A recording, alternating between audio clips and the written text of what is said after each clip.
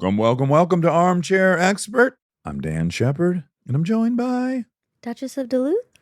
the Duchess of Duluth, Monica Lily Padman. Hello. Oh, I wish I had my little clapper for that. Oh. We are joined today by an old friend and a new friend, Tony Hawk and Sam Jones. Tony Hawk is a professional skateboarder and entrepreneur. He's a quadrillion-time X Games winner, of course. And Sam Jones is my very favorite photographer on planet Earth. And he's also a phenomenal director. And he had a great interview show called Off Camera with Sam Jones. He has paired up with Tony to make an incredible documentary. I love it so much. Monica, did you think you liked basketball when we watched Last Dance? It was fine. You didn't care, right? Yeah. And then how much did you enjoy it? Number one? Oh my God, the most. I had a tantrum over it. Okay. Similarly, I'm going to say you don't have to be into skateboarding. This is such an incredible exploration of someone who dedicated himself to something. He is the Tom Brady and the Michael Jordan of skateboarding. The name of the documentary, which is phenomenal, Until the Wheels Fall Off. It premieres April 5th on HBO. Until the Wheels Fall Off. You will absolutely love it. I encourage everyone to watch it. Please enjoy Tony Hawk and Sam Jones. We get support from Quince. So we've been talking about Quince a lot lately, and as we head into fall, it's the perfect time to reset your wardrobe with their amazing pieces. I think it's so fun to do when the seasons turn over to just spruce up your wardrobe with a couple specials, and Quince is the place. Totally. We're talking organic cotton, Mongolian cashmere, tailored chinos from just $60. Premium fit and quality you'd expect from a luxury brand designer. I love Quince. You know, I like it understated and subtle, and I like stuff that has high quality. And Quince checks all those boxes. I love a lot of stuff from Quince. Honestly, they have incredible premium denim, which is very important for fall. It's pretty much all I wear in the fall is denim. And Quince has such a good selection of quality denim. Their stuff is so versatile, timeless, and built to last that you just grab every single day without thinking. Right. And all of that for 50 to 80% less than similar brands. They go direct to ethical factories, cut out the middlemen, so you get all that quality without overpaying for it. We love that. And they do way more than clothes. They have bedding, cookware, bath essentials, travel must-haves, same deal, and great quality. Upgrade your everyday. Download the Quince app for app-exclusive offers or go to quince.com/dax. Get free shipping on your order and 365-day returns. Now available in Canada and the UK too. That's QUINCE.com/dax. We get support from Apple Gift Card.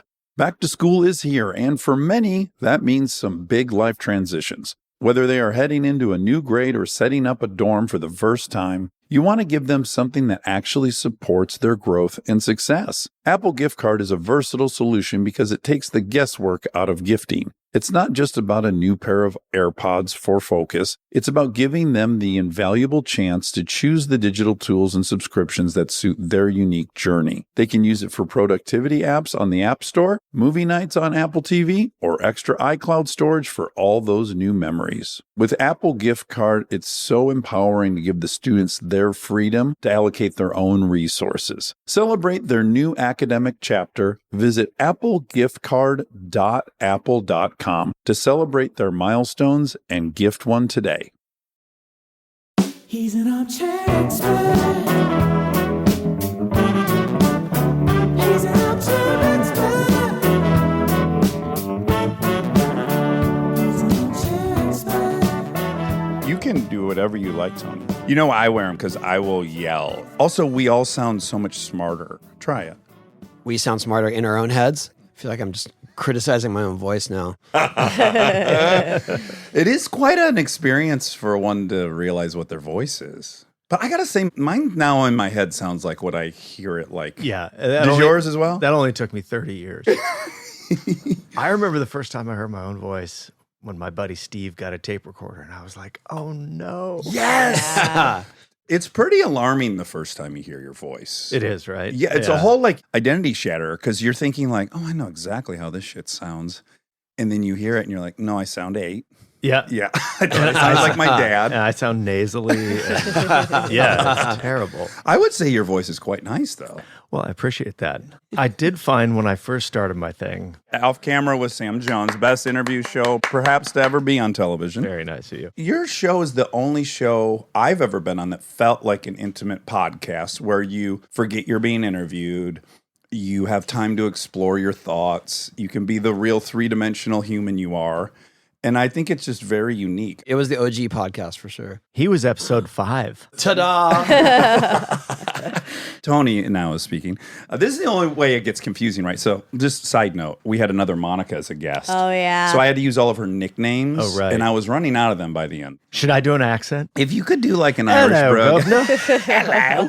And that was kind of one of the cornerstones of our burgeoning friendship is like we would trade Sam episodes that we loved. Also because it was so pretty. It was black and white and it was lovely. I guess I want to start with, first of all, the fucking movie is fantastic. I watched it last night. Through Hell and High Water, Robbie Wobb, thank you so much. He came over and figured out this overly complex system. Yeah, HBO does not want their movie stolen. No, they don't. They don't. And I've aired the grievance in the past here. Just the logon for HBO Max always kicks me off. I always got to go to a fucking website. My favorite platform, yet the hardest for me to access. But the movie is so fantastic. My whole childhood was my brother getting his hands on Animal Chin and me being 11 and him 16 and us watching it 600 times.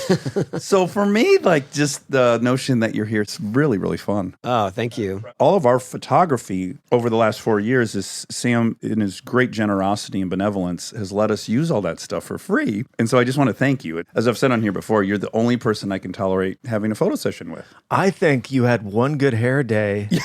I happened to be there. We took some pictures and you've been using them ever since. This is the list of folks you shot. Barack Obama, Sandra Bullock, George Clooney, Bob Dylan, Kristen Stewart, Robert Downey Jr., Amy Adams, Jack Nicholson.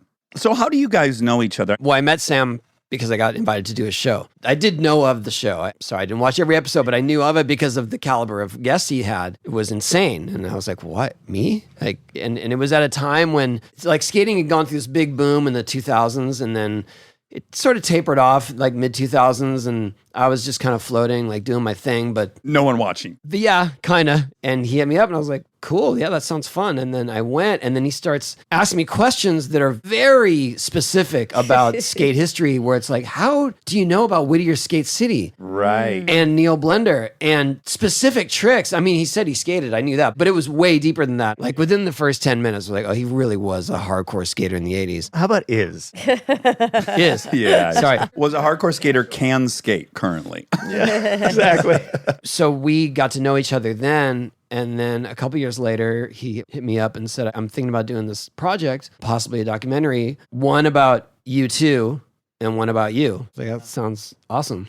Yeah. Again, how did I get here? I have a different origin story. Oh, great. I feel like I've known Tony most of my and his life because I used to be at the park when he was skating. Del Mar. At Del Mar. He slept in the parking lot of Del Mar. Where are you from originally? I'm from Fullerton. So I would take the train to Del Mar, or my buddy Chris Shively and my other buddy Todd Hill, those were two friends with cars. On a late Friday night after school, we would drive down to Del Mar and then sleep in the parking lot so we could skate right when it opened. And so I saw him at the park. Are you guys the same ages? 2 years older than Tony. And weirdly, Oh, I was God. still totally intimidated. Yeah.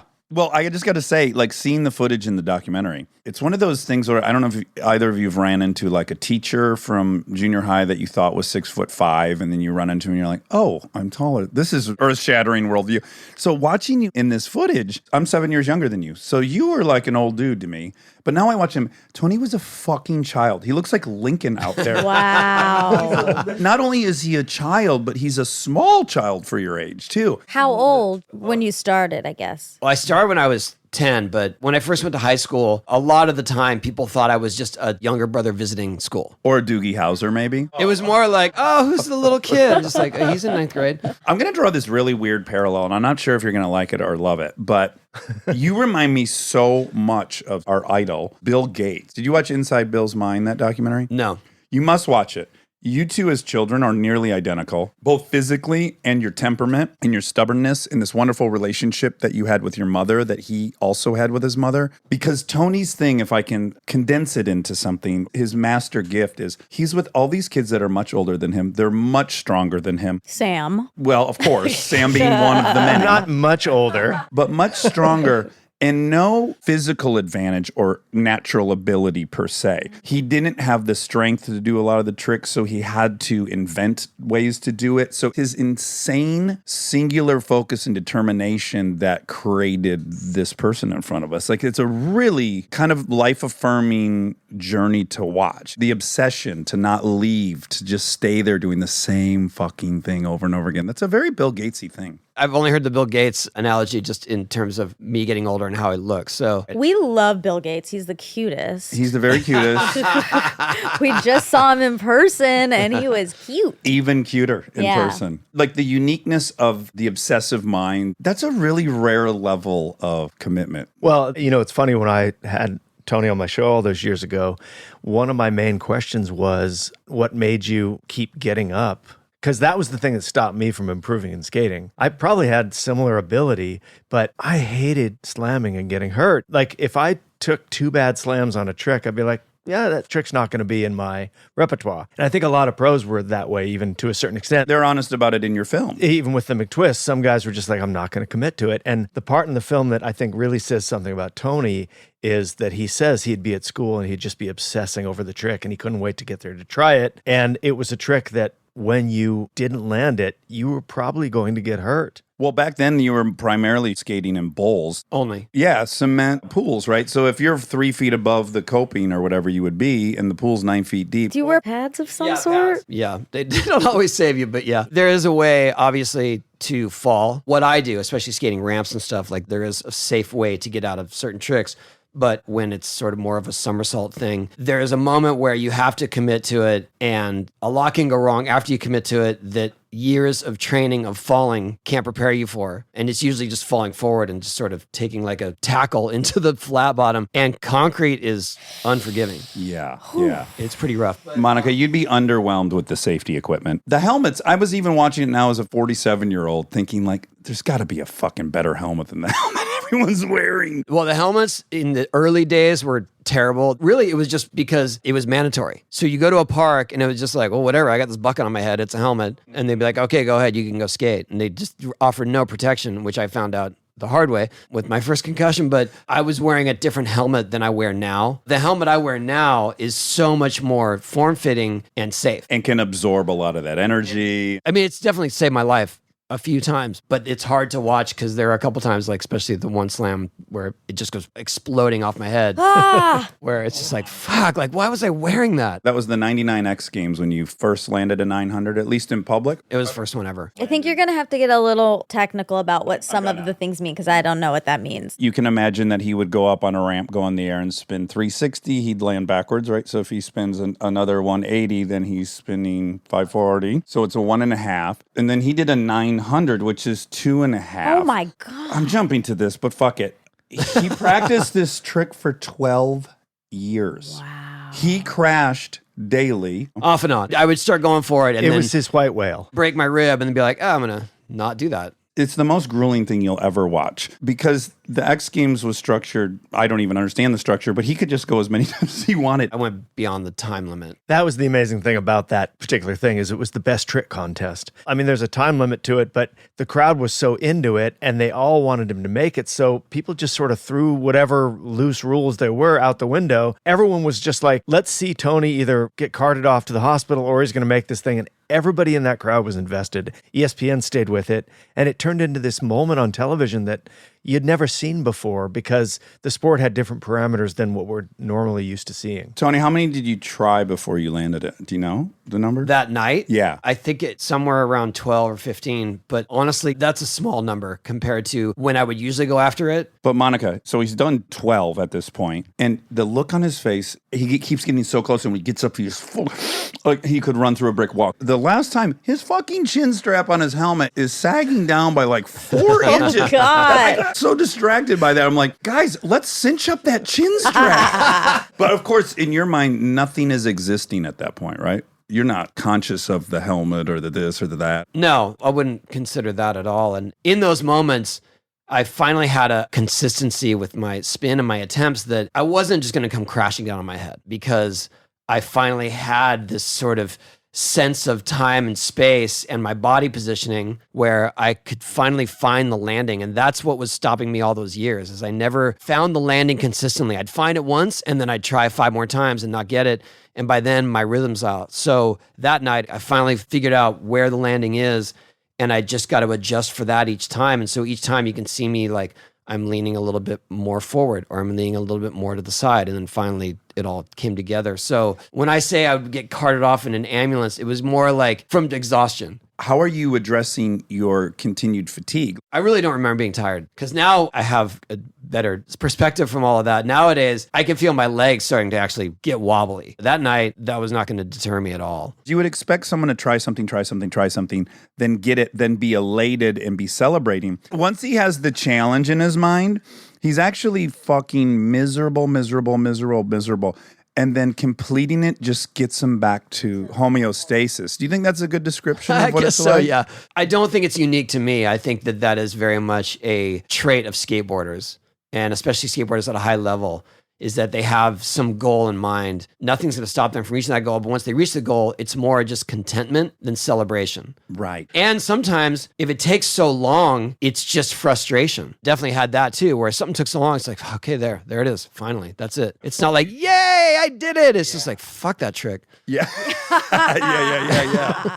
I think that was one of the things that I was most interested in understanding for myself and portraying. And I would go a step further and say that is a trait of extremely determined people, where they see an outcome and they are not going to let it go until they get there. Yeah, they witness the thing they imagined in their head. You know, with Tony, I think that determination was standing between him and maybe having some peace in his head for 24 hours. Right. That's the difference, I think, is like you can't be at peace until it's done. Oh no, I mean, should talk to my wife about that. Because there have been tricks, especially in recent years, that took me days, and I go there to document it. So we're shooting video, I'm trying it for hours, and I come home defeated. I go back the next day, same thing. It wears on me and it wears on my home life as well, because she's just like, oh my God, just go. Yeah, live at the park until you get it. Yeah, and I want to say Tony's 53 and he's skating a bigger ramp with more vert than he has for his whole life. And the tricks he's trying and making are still at this level that's insane. And that to me is fascinating. He's pushed the expectation of what we can do athletically with our bodies in our 50s to a level that I don't think anyone has ever reached. Well, this is what I was going to ask you. Do you understand why people are fascinated or interested in you? A lot of it is based on my success in my 30s, which was video games. If I were to just walk out on the street and someone said, hey, it's Tony, it would be like, dude, THPS, or, American Wasteland, Underground. That's usually the first go-to. And I understand it. I think at this point, it's more of a curiosity, like, you still doing that? Okay, so I don't think it's either of those things. We want to figure out what the ingredients are for a Michael Jordan, for a Tom Brady. Although your sport wasn't the one America embraced ubiquitously, everyone recognizes that you're Tom Brady, you're Michael Jordan, you're the pinnacle of what a sport could be. And what I love about your story is like, we can't write it off to your LeBron James, and in high school you were 6'9" and 250 pounds of muscle. No disrespect to him, he's a king too. But it's beyond that. For me, I put you in the Tom Brady category. That guy showed up for the combine and you're like, really? This doughy dude, they're going to let him play? Well, I think that Sam tells that story very eloquently and very honestly, because a lot of people thought I just had all these advantages growing up with competition and with sponsorships and stuff. And when you see it in terms of what I had to deal with, it's very much like, oh, he was just getting shit on the whole way through. And that was never going to deter me either. It was discouraging, but it made me dig deep, and probably dig so deep that that's where I keep coming from. But if you're talking about also what I'm doing now, and I appreciate the accolades and the praise, but the way that I've sort of transformed what I do now, I've redirected my style so that it's not so high impact. It's not so high risk. It may still look fantastical and may look crazy at my age, but it's stuff that I feel very confident about. I call them coping dances. I do these little tricks now where they're super technical and complicated and difficult, but they're not going to move the needle with big spins and big airs and X Games highlights. They're more like for skaters. Yeah. Again, this is fun to tell Monica because she wasn't a skateboarder. So Tony, he's really young. He starts skating. He's pretty brilliant. He gets invited to join this crew called the Bones Brigade that Stacy Peralta owns, and that's Powell Peralta Skateboards. It's probably the most successful skate company ever, I would imagine, or at least back then it was. Definitely in that era, yeah. This was the crew. And then what also happened is that he was picked kind of over Christian Hosoi. And Christian Hosoi had everything that attracted me to skateboarding.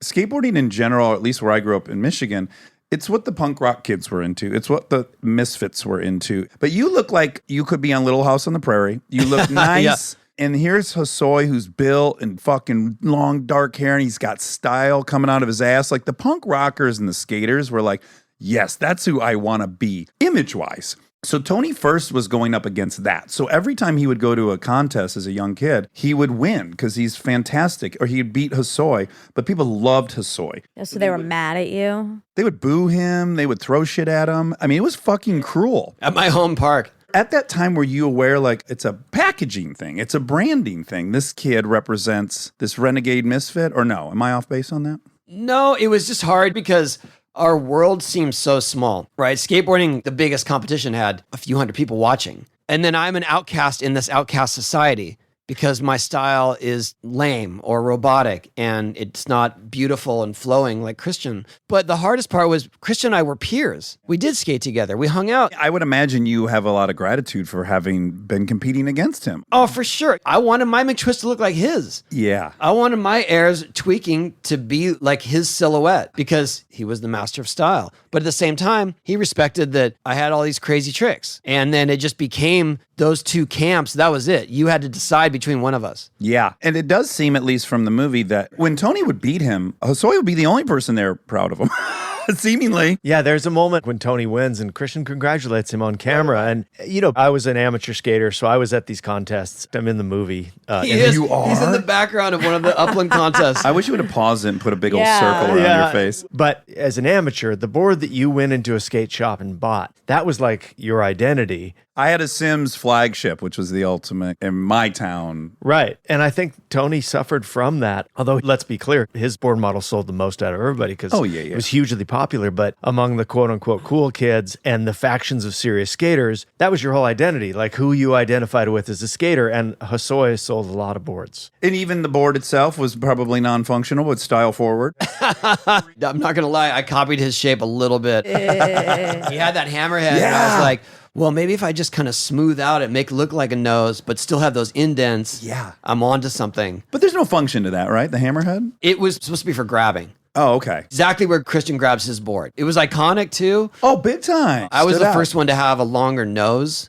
And so I just sort of elongated the hammerhead. At some point, people were just like, Tony's crazy. That board doesn't work. It works for me. So he had Hosoi, who everyone kind of loved because he kind of represented that punk rock spirit, I guess, for lack of a better word. And then Tony's father, Frank. God bless Frank. But you could tell he has spent his life in the military. Is that fair to say? Oh, yeah. Yes. So supportive as a father. He's like, there's no rhyme or reason to any of these events. There's no like criteria. There's no organization. And this is how I'm going to support my son. I'm going to start organizing these events. And so now on top of the Hosoi thing, people are now acting like he didn't win the contest. That somehow his father... There's like nepotism or something? That it was nepotism, that somehow the judges were afraid of Frank, which I'm sure they were, but they certainly, if anything, that would have made them sandbag you. All these other skaters that they interviewed that were around in those times are like, he loved yelling at us.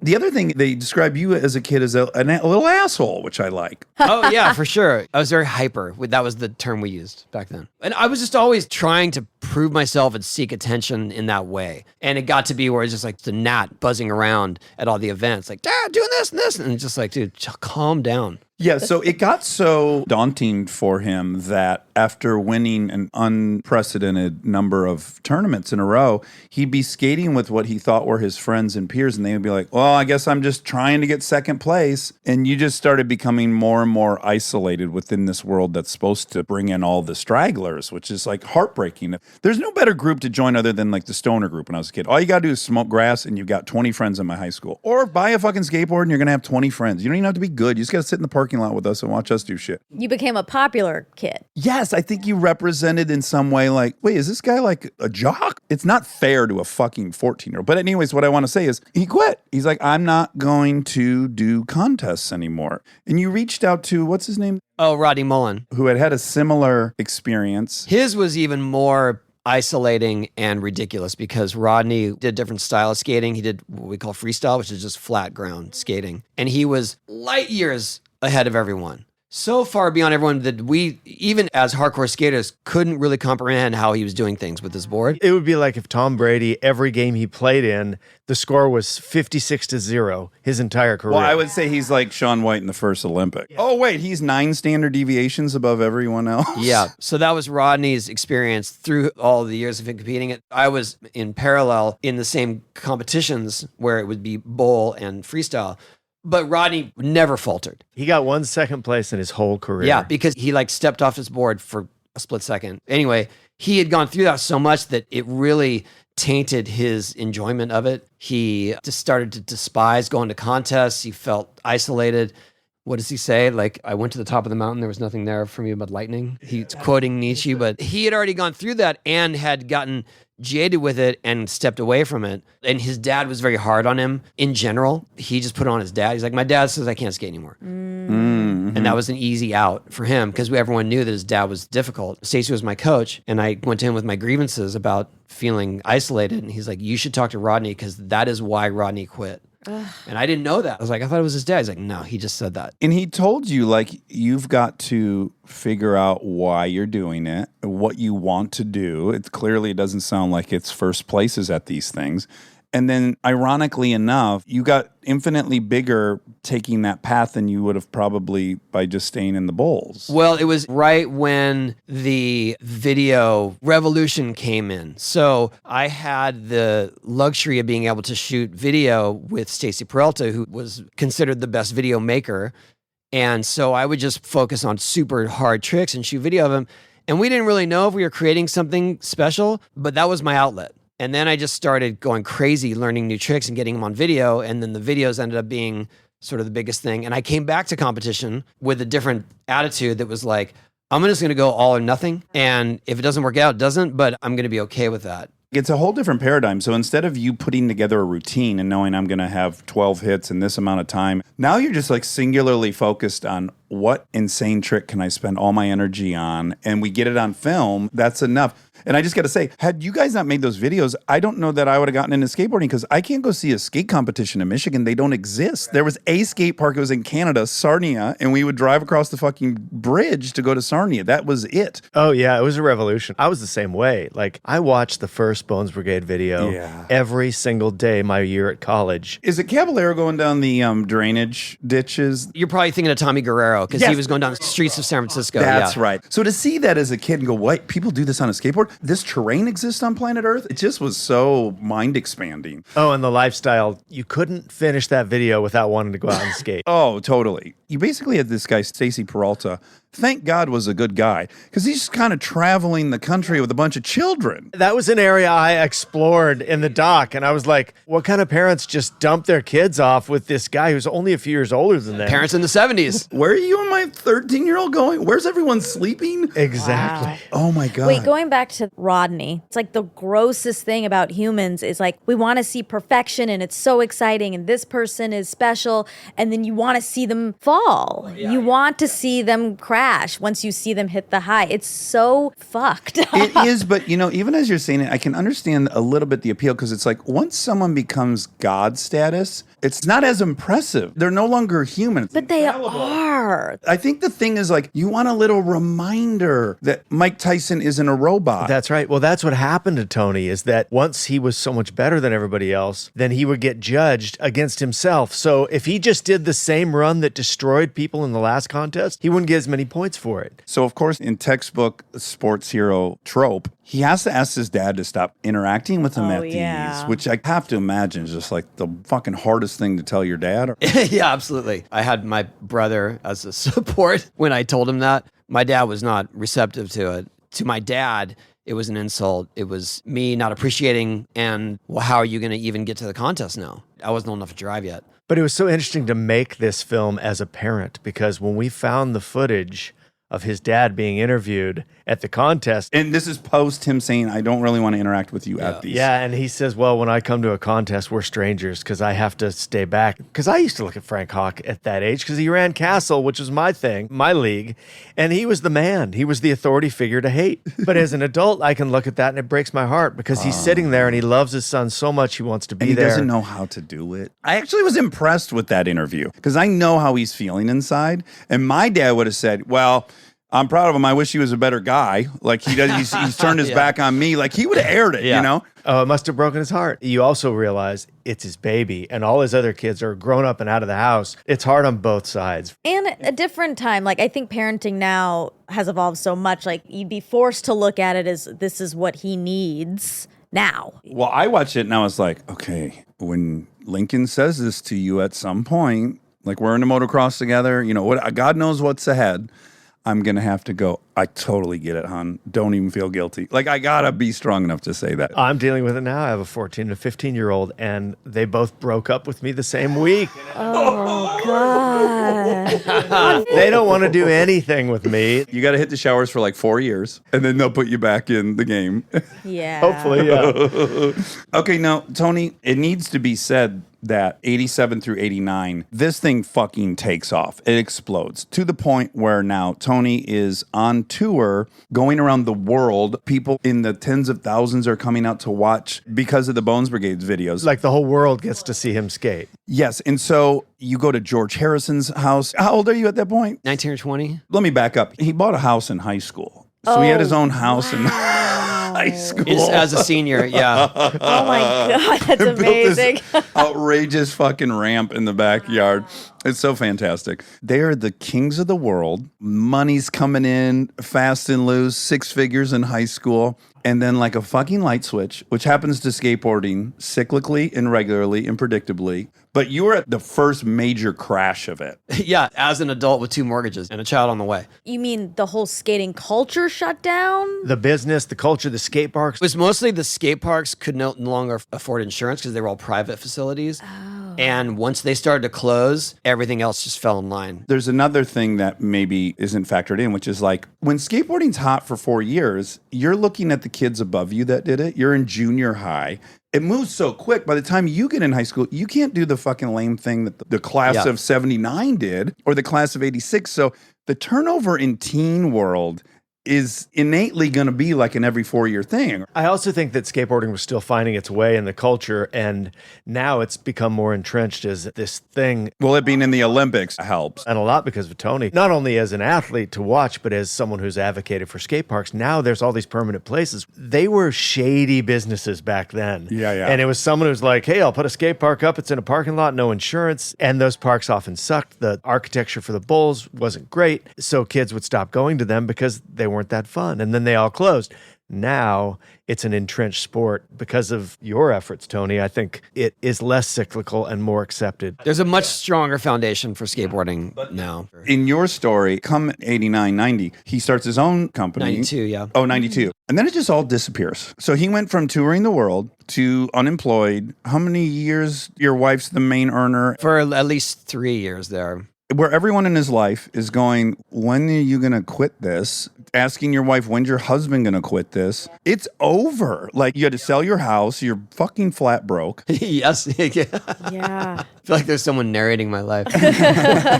Yeah, it got hard. Luckily, I had kept the first house that I bought while I was in high school, and I had been renting it. And so I moved back there and just consolidated expenses. That was the saving grace, because otherwise I would have been struggling to pay rent and move back there and just sort of saved.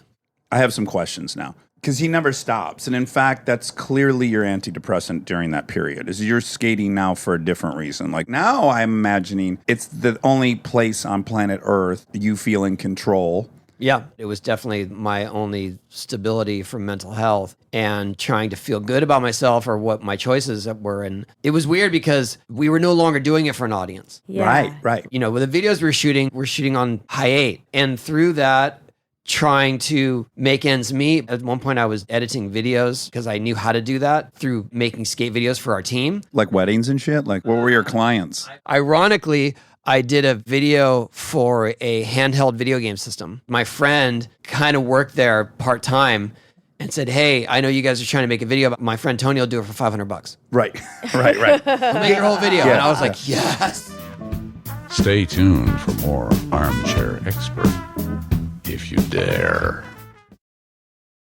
This episode is brought to you by the new Max original comedy series, Stuart Fails to Save the Universe. From the world and creators of The Big Bang Theory comes a new comedy series. Stuart Bloom, comic book store owner and lovable underdog, accidentally breaks a device built by Sheldon and Leonard and kicks off a full-blown multiverse Armageddon. Now, he's on a mission to put reality back together alongside his girlfriend Denise, a geologist named Bert, and physicist Barry Kripke. Along the way, they're running into alternate universe versions of characters you already know and love. Check out the new Max original comedy series, Stuart Fails to Save the Universe, now streaming exclusively on HBO Max with new episodes Thursday at 9 p.m. Eastern. Subscription required.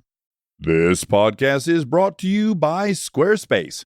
We've talked before about Rob building our website on Squarespace, and I bring it up again because it's a perfect example of what they do well. Rob had all the pieces, the content, the vision, the ideas, but he needed something to actually take all that and make it public facing. And Squarespace was that bridge. Maybe you're in the same spot. You've been developing something, a business, a skill set, a body of work, and it's been private. It's been yours, but at some point you're ready to put it out there, and that transition from private to public can feel like a huge leap. Squarespace makes it feel like a step. Beautiful templates, built-in SEO, email campaigns, scheduling, analytics, everything you need to go from I've been working on this to here it is, come find me. All in one place, no code, no stitching together a bunch of different tools. So if you've been sitting on something and waiting for the right moment, this might be it. Head to squarespace.com/DAX for a free trial. And when you're ready to launch, use offer code DAX to save 10% off your first purchase of a website or domain.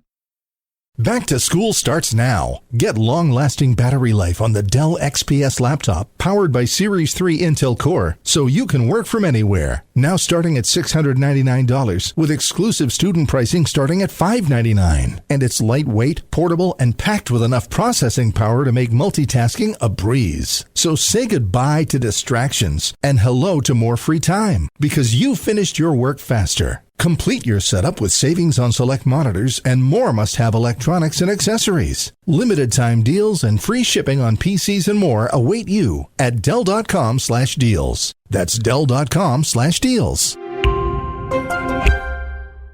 This episode is sponsored by BetterHelp.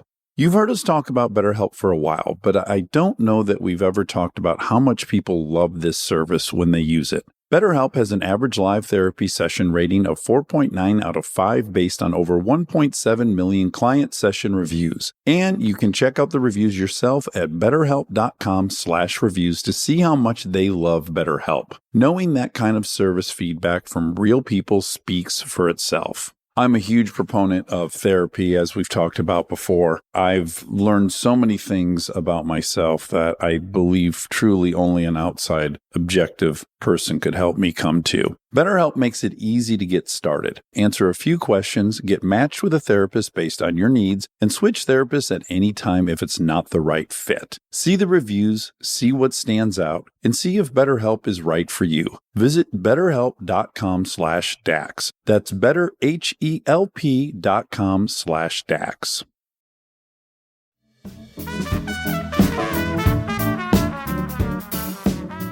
It must be a weird thing when your passion becomes commodified, and then for you, it got to become pure again in some ways. Absolutely, it did. And I also learned that I'll do this no matter what. Yeah. Yeah. As long as I can make the time, this is like what makes me the most happy. And this is my absolute creative expression. So I guess through those lean years, it just taught me that, yeah, this is my passion. I don't care. It, to me, demonstrates that you actually are a real artist in that it's about process for you. There's no outcome. But the things I relate to a ton watching it, not being a great skateboarder, is as a writer, I loved writing. It was a place I could control everything. I came to it as a kid. Then I started making a living doing it. It got a little dicier. And then I had to quit. I quit 5 years ago. And then just this year, I'm like, oh no, I love that thing. And now I want to do it with nothing attached to it other than I get to sit by myself for 6 hours and be in control.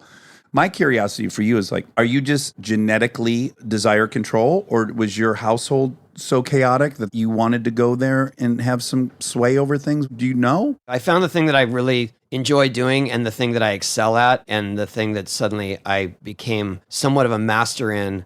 And so I was always drawn to it, even though all of the accolades, adulation, finances were falling away. That just wasn't it. I started skating when it was the furthest thing from cool you could do. So clearly I wasn't in it to be rich or famous. Yeah, to get gals. Right. I think it's different if you go into something where the goal is fame and fortune, and then that is pulled away from you, and then you're like, well, I don't want to do it anymore. Yeah, I think Tony has the opposite thing, which is he discovered the thing he truly loves at such a young age that the question becomes, how do you keep doing that when all of your other life changes happen? You become an adult and you become a parent. And, Yeah. But it's like, oh, this thing that sustains me, it still sustains me. And that was something when I was initially thinking about the film. A big question is, the thing that made you happy when you were 10, does it still really make you happy when you're 50? It's like, absolutely it does. Yeah, it's a huge gift to have found something like that.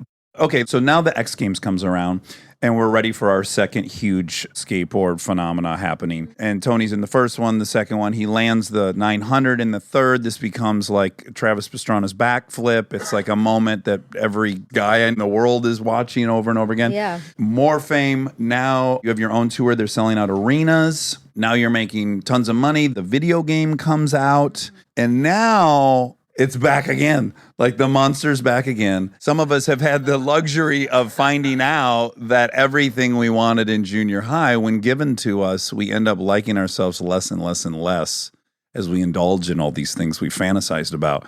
Look, like I said, I didn't get into it for fame or fortune, but once that was sort of thrust upon me, I went through the motions thinking, this is what I'm supposed to do. I belong somehow in this world, and other famous people should be my friends. And then I just sort of lost myself in that. You start to feel ridiculous after a while. I think what kept me grounded was that I was always skating. Probably through the most chaotic years of my personal life were my best skating years. Well, can I argue they had to be? Because I'm guarantee you woke up in the morning and be like, I'm a fucking piece of shit. I hate myself. Yeah, more than once. Yes. Yeah, absolutely. right? But Yeah. I'm going to go out here and I'm going to be so spectacular. I argue this all the time about addicts. Like, I'm friends with a lot of comedians that just can't get it together because no dude who installs mufflers is going to wake up in the morning after a blackout knowing he fucked everything up and then go to Midas and install the perfect muffler and go, I'm not that bad. There's not like this chorus of approval where you go, okay, that can buy me a little self-esteem to go fuck it up again tonight. But if you take away being fantastic at that point, then you're down to nothing. And then you start to get into these bizarre justifications for everything. Like, well, I did this, and so I deserve to go crazy over here. And The horse trading in your head. yeah, it's so ridiculous in hindsight. But in that moment, it's like, well, of course, I just did Letterman. Yeah, of Yeah. course. Yeah, I should go out and party. Yeah, please. What you deserve starts to become very dicey. Yes. It's just stuff you tell yourself because you're trying to distract from your uncomfortableness.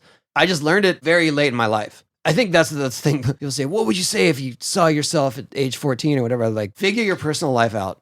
Yeah, make some time for that. Sooner than later. Don't let all this chaos unfold, especially in your family life. I'm going to make an excuse for you. No, I'm not. I'm going to make an explanation for you because it's not an excuse. I think you're really great at owning all your mistakes in the documentary. You really own, having been less than the father you wanted to be, less than the husband you wanted to be. That's so hard to do. But I will just explain, for you to leave the arena with the dirt bikes and the pyrotechnics and then to go what? Fucking sit in your hotel room? Yeah, I understand what you're saying. And for sure, in that moment, we are raging like we're taking over this town. It's on. Yeah. We don't have to perform tomorrow till 6 p.m. Like, let's go. Yeah. Now, I wouldn't be excited about it. I wouldn't be proud of it. That wouldn't be the reward. The reward would be that we just entertained 15,000 people with our skill set. Yeah. And they went home and they're stoked. And now I get to go to the Four Seasons. Yes, and order room service, fucking and I awesome. can pay for a movie. But again, what I think it is it's like it's really hard to let go of that high. The high on stage, the high as a performer, the high in front Sure. of people who you're making their night. It's literally now stopping doing the lines of coke. It's like your natural inclination is, I like how this feels. How do I extend it? Yes, I agree. But at the same time, at some point you realize how much more fulfilling it is to just be there for your loved ones and to watch that blossom and to watch them grow and to watch them feel validated by you is way more important. And I didn't really have that with my dad. I see it now, and I see how paramount it is to being effective as a father, as a husband. My wife was the catalyst for making all this change. Like, I was like, I want to be the person she sees in me. I want to be the person that she knows I can be and be with her. You want to land the 900 as a partner. Yeah, for sure. And I take ownership of having failed marriages and chaos in my relationships and things. That was the catalyst where it was like, why can't you figure it out? Like, look at this. The dream is in front of you. Go sort your shit out. Yeah. You went to some kind of treatment center, it sounds Yeah. like. And the one thing you seem to have escaped, and maybe you keep secrets better than I do, but you never got into drugs. A lot of the X Games people, there's kind of a pandemic of extreme sports athletes, surfers, skateboarders becoming pretty hardcore addicts. And that seems to have escaped you. I may have gotten an extra prescription here and there for pain pills when I was, if I was really hurt and then I was trying to get through that, and it was like, well, maybe I'll do that a little more. But always through my life, I saw how detrimental that was to skating. And I watched my peers one by one fall away. Like, their skill set was gone, and, they made excuses for it. Oh, I got hurt or I got old. I was like, no, dude, it's because you're getting wasted all the time. But very early on, I recognized that. Everyone was smoking weed. And I tried a couple times, and it made me paranoid, and it made my skating terrible. And some people were skating high and they were doing fine with it, but at some point it caught up to them. Or they got into harder stuff. In the case of Christian, who is very open about his struggles. Yeah. And he got into meth. And he really thought he could still skate. And we were there watching him going, dude. I'm happy for you that you just chose the wrong drugs to experiment, because I promise Yeah. you Coke would have worked for you. Like I said, it was just more that the warning signs were all around me with the people who I respected and the people I skated with. I think you were saved by your primary addiction, which is having to be great at skating. Yeah. I hope that won out in the end. It feels like it has. Yeah, it did. And I think that was something with the film that I really wanted to show, was that here was someone who never wavered in his commitment to skating. It's something that he has always held sacred, and it did save him in a way that it failed a lot of other people because they didn't respect it as much as he did. Like, I think you really respected how hard you worked at it and how much you knew it gave you. And I think when making the film, getting into those areas, they are hard questions to ask. But I think that if you make a film and you don't ask those questions, no one's going to believe his story, because the thing that makes him human is that balance that he had to find. And if he didn't go through that, he probably wouldn't have, been able to sustain the thing he's been able to do. Another doc I loved was the Tiger doc. So fucking good. Tiger Woods, not the breeding tigers. And every time I say that, someone points Oh, it out. really? Yeah, that's Tiger like the King? fifth time that's happened, and I got to learn to say yes. The Tiger Woods documentary on HBO, a home of your documentary. What you recognize is that the same exact skill set that helped him become Tiger Woods the golfer is the same skill set that can help him compartmentalize all these other factors in his life. It's a crazy skill set to develop because it's a two-sided sword, for sure. Yeah, finding that balance, I've been so impressed. Talking to him, his ability to be honest and transparent, and to allow us to make a film that asked these questions, and just as much time as he gave us to really explore his life. It's a really brave thing to do, like especially in 2022, to say, okay, you can make a film about my whole life and I'll open it all up to you. I have to imagine you've been approached to do this a bunch of times. A few, they just seemed too prepackaged and formulaic. A lot of the pitches to me were like, and then you had the video game series, and then all the success, and then that's it. Confirming the bullshit lie that exists globally that somehow that stuff will fix you or make you happy, as opposed to being with your daughter. Well, also, the fact that I stopped competing, the outside perspective is,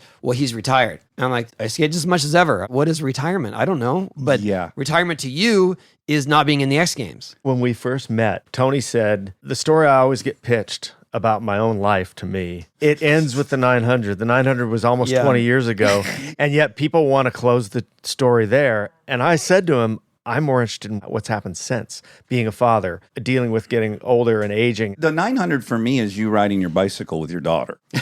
I'm not Super kidding. 73s, yeah. That to me is the touchdown. Like, that's Yeah. the thing I want to go out on. It's that, oh my God, you're actually getting to be the human you wanted to be beyond the athlete you wanted to be or the skateboard artist you wanted to be. It's like, oh, fuck, this dude's figuring out the real thing. That to me is very rewarding. For sure. My family life and my committed relationship with my wife is far more rewarding than any skate accolades I ever got.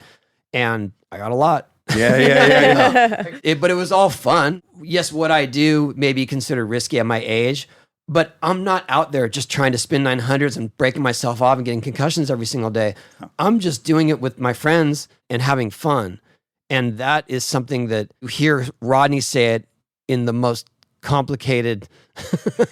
This Rodney gentleman you're like, is this guy a Buddhist monk or is he a Oh. skateboarder? No, he is on another fucking Yeah. plane Oh, of wow. existence, clearly. Yeah, but he understands it. Yeah, And yeah. he understands it on a level that really, in a lot of ways, only he and I can perceive. And so I try to put it out more in layman's terms that we're doing it because it's fun. And I don't want to risk death all the time. That's not the goal. It's not about how can I be a daredevil again and Evel Knievel myself into oblivion. No, I just really like it. It's a disservice to you both to compare you guys to Evel Knievel. But alas, now I will push back. As someone who's embroiled in the same fucking thing, I was at the track Friday. My shoulder got rebuilt from 4 pieces twice last year.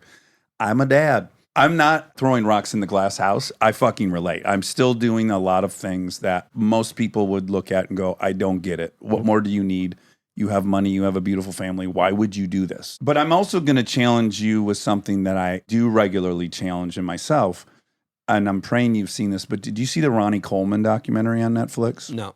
I will bring you up to speed. Ronnie Coleman, the most successful bodybuilder of all time. I think he won 8 Mr. Olympians. You guys have to watch it. In the movie, we meet him about to have his, I think, 9th spinal cord surgery. And he's walking around with the assistance of these walkers. And he's waking up at 4 a.m. every morning. He's eating 6 Oxy 30s. And then he's going to the gym. And he is working out hard as fuck. Pre-spinal cord surgery number 12. And what I kind of took from that is like, oh man, you gotta be a little flexible with your identity. What I could see in him is what I see in myself, which is he can't imagine being alive as a tiny Ronnie Coleman. He'd rather be dead. And your identity can fucking kill you. It can push you to kill yourself because you're too afraid to imagine what your life is as not big Ronnie Coleman. And so I'm always trying to figure out, like, what level is what? Do I need that thing spiritually? Today, I would say I do. I just was there Friday. I think it bought me 2 weeks of feeling transcendent. And also, how much of it is my identity? So I'm just curious for you, like, can you even begin to imagine a post-skateboarding Tony Hawk? I can imagine a post-public skateboarding Tony Hawk. How's that? If I'm able to stand on my 2 feet, I'm probably going to ride a skateboard and cruise around and carve and whatever. Maybe I won't be shooting video. Maybe I won't be doing demos, live streaming, whatever it is. But I feel like I'll always want to have that sense of motion and freedom. Yeah. And yeah, I do feel like I've made enough moves as of late to sort of set up investments and things where it's going to be a whole building doesn't rely on my skateboard skills to keep the lights on. And so I'm trying to make some progress in those ways, Yeah. for sure. Well, because here's why it would be dishonest for me to not point out that your pelvis was shattered. You've had that rebuilt. You said you've gotten 12 concussions. You've most certainly had 30 or 40 or 50 concussions. Yes. We know about CTE. Again, I'm doing all the same shit. I'm not saying this with any judgment. I'm saying this with total reality. You also have Stacy Peralta saying, Lance and Tony are doing it one way, and McGill and Cab are doing it another way. Maybe he just doesn't understand what you and Mullen understand. Or maybe he's right. Sure, but I think that that's the beauty of what Sam created is that there is that argument and there is plenty of arguments on both sides. Yeah. I'm on your side. Like, I watch these climbers and I'm like, fuck, they're going to die, but they're going to die if they don't do it. Stacey has tried to get me to take up other activities. Right. Let's put it that way. He really wanted me to start kite surfing with him because he felt like it was safer and it might provide the same adrenaline rush. That doesn't interest me. Like, I want to just go to the ramp and cruise. And I mean, honestly, a Lena tail slide still feels awesome. That is no risk. You know what I mean? As long as you can still do it at the level he's doing it, you have to do it because it's the coolest feeling in the world. It's like when you play loud rock and roll in a band. Yeah. That's like skating. There's almost no feeling as good as a guitar on 11 or as a backside air. I don't think anyone's arguing with the three of us of how good it feels. Yes. I don't think that's the argument. I have, at the very least, accepted my mortality in the last few years and decided some of these tricks I've just got to let go.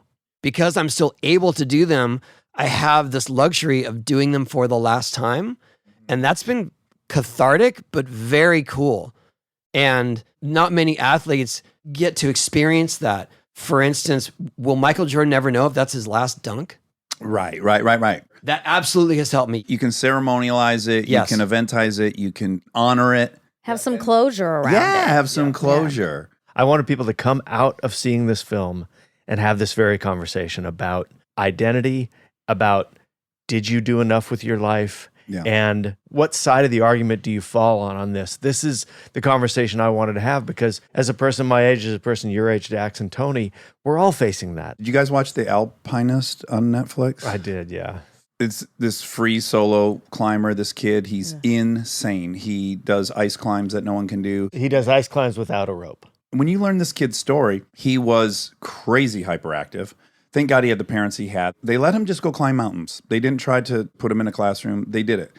He discovered drugs. Well, he was off to the motherfucking races. Everyone else was doing a hit acid. He was doing 6 hits of acid. He wanted to roll for 20 hours. So part of me is like, you could look at his life as having ended prematurely, or you could look at the fact that climbing probably extended his life quite a bit. Yeah, spoiler alert. Spoiler God, alert. Yeah. oh no. And they all die. This is a horrible Well, especially story. in that, like the people who do the body flying, those people generally die. The climbers generally die. That's the one that's hardest for us to wrap our head around. But I'm arguing that as opposed to seeing that having ended someone's life short, you could also see that it extended their life. Because these people without that thing, that outlet, the only option is drugs and fucking everyone. You have to be really clear about what math you're using. And what you decide to do with your life because that makes your life the most valuable to you. That's where I love that Lance says, I don't think Stacy can tell Tony because you can't tell another person What they need to be alive, basically. yes, or that life has one equation of how to live it best. Dude, when I watch you and you fucking hit the deck in the Animal Chin 20-year reunion, whatever it is, Yeah, that was a bummer. I'm looking at this guy that I've loved since I was a kid, who was inspirational, who did the impossible, who did magic. And I think, God, I don't want to lose this fucking guy. Like, that's what I'm thinking. But I also have to go, you without that, the other options for you are probably much more destructive. Well, I have different thoughts on that. One is the idea is like, oh, at least you died doing what you love. Like, no, I don't want to die because I hung up on a nar jar. Like, that's not okay. That's not like, yay, at least I As you're lived. floating off. Yeah, like that's not the silver lining. I got carried away that day, for sure. I got caught in the moment. We were doing this animal chin thing. That ramp was smaller than my ramp, which actually makes it more dangerous. The transition's way tighter. The transition's tighter. There's less landing room. I was trying to recreate stuff that we did in Animal Chin 30 years ago. Well, by the way, you're time traveling. You're with the guys. Yeah. We all feel 12. Right, but I'm the only one who's still doing McTwist. And now I know why they don't do them anymore.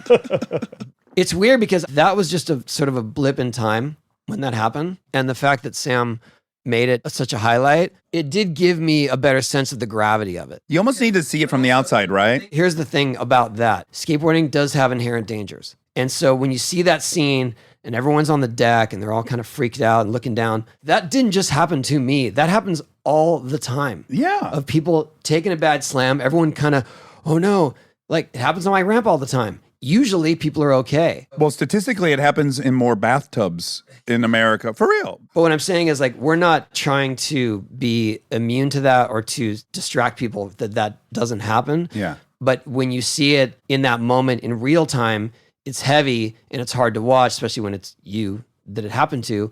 But at the same time, that is part of what we do. Yeah. And that happens to kids that are 20. A dude fell off the back of my ramp the other day. This stuff is gnarly. Yeah. Is it possible that why that was impactful for you to see that footage is you might have had a unique perspective to see what the ripple effect of all these people that love you. Yeah. Well, 2 kids are on the deck. My stepkids are there watching it in real time. My wife comes running up to me. Like all that, it was way more impactful because from my perspective, when it happened, I was just a little tired and I woke up and people are standing around me and I made a joke and went and sat down. Seeing the fear in those people who love you. Yeah, that definitely gives you a better sense of reality. Like, would I go back to the Animal Chin ramp now and recreate some of those lines? No. Yeah. It brings me immediately back to 16 years ago, dirt biking in northern Michigan with my brother. I crash, I break all the tendons in my right clavicle. It's up about 4 inches. I have no insurance. I'm waiting on UCLA to get waitlisted for a free surgery. In the meantime, I go back to Michigan. My buddy goes, "You want to go wakeboarding?" I go, "I can't use this arm." He says, "You can do it one-handed." Great. I'm doing it one-handed. I get a massive concussion. I'm on a loop. I don't know what's happened in the last 6 years. Here's me on the loop. Why can't I remember why I'm in Michigan? Oh, my mom. Because you got hit. You hit your head. And my girlfriend's there, Brie. And I go, oh, so it's like that episode of Gilligan's Island when he gets hit in the head with a coconut, and I just have to get hit in the head with a coconut again. I'm just making a joke. I'm trying to make them all feel at ease. They don't laugh. And I'm thinking, that's a pretty good joke. Why didn't they laugh? And I go, have I said that joke before? And they go, yeah, about 60 times. Yeah. It's not funny to them. They're fucking scared. Like, I've made the same fucking joke 60 times. When my daughter was 6, she fell off her scooter. She had a helmet on, hit her head, and went into a loop.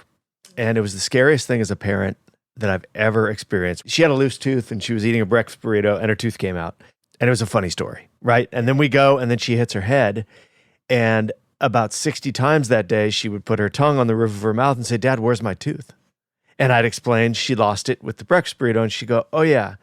10 seconds later, "Dad, where's my tooth?" And that had a bigger impact on me than any of my injuries, because I've had concussions on motorcycles where I see things double, and I've had broken ribs and collarbones, all that stuff. And I think that had an impact on me making this film as well. And I think Tony was the guinea pig for me of I got to ask every question to him about my own fears. Yeah.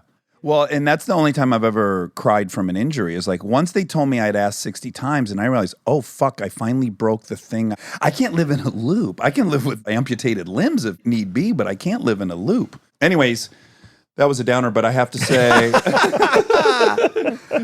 say, again, if I don't have those things, then I don't know that I can stay sober. I don't know that I can be a dad and a husband. So it's a very tricky equation that I think a lot of us try to navigate. Yeah, and I want to say on record, after knowing Tony very well through this process too, is that what he does is so much safer than anyone from an outside perspective would ever understand. I don't want to put Stacy in that category because Stacy understands how to fall and how Tony's ramp works and all that. But after being around him a lot and seeing the calculations that go into him doing something, he's got more experience than anybody ever doing what he's doing. Yeah, you ask him how many 540s he's done at some point. You're Exactly. like, over 10,000. Exactly. Yeah. And it is incredibly safe the way he does it. Obviously anything could happen and whatever, but I want to make that distinction for people watching this film that Tony is not going out every morning and risking his life. Well, I think the perspective that Stacy might have that's actually flawed in this case is, in his mind, he's thinking,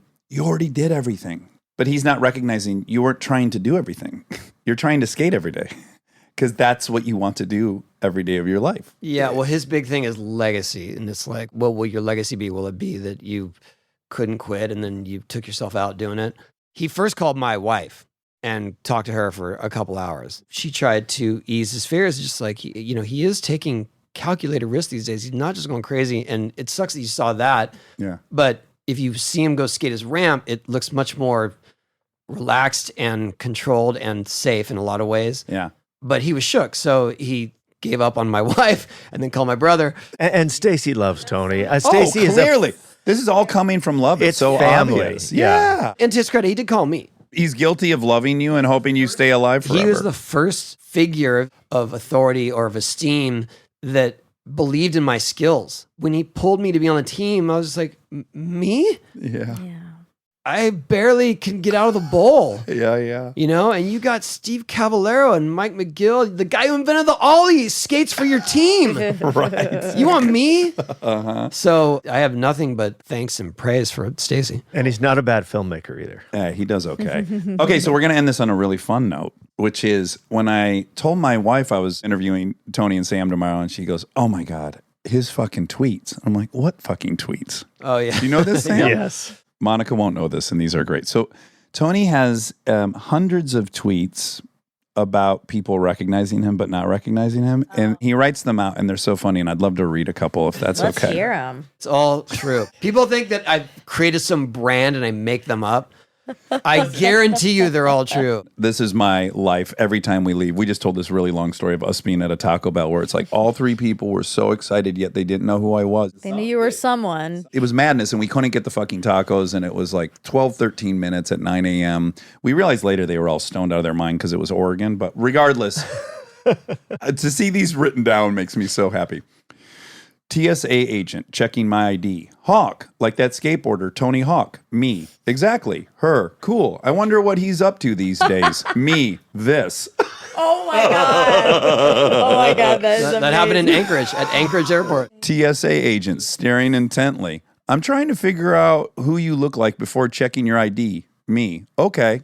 TSA, that cyclist Armstrong. Nearby agent, that ain't Lance Armstrong. Me, he's right. TSA, oh, you look like that skateboarder. Checks ID.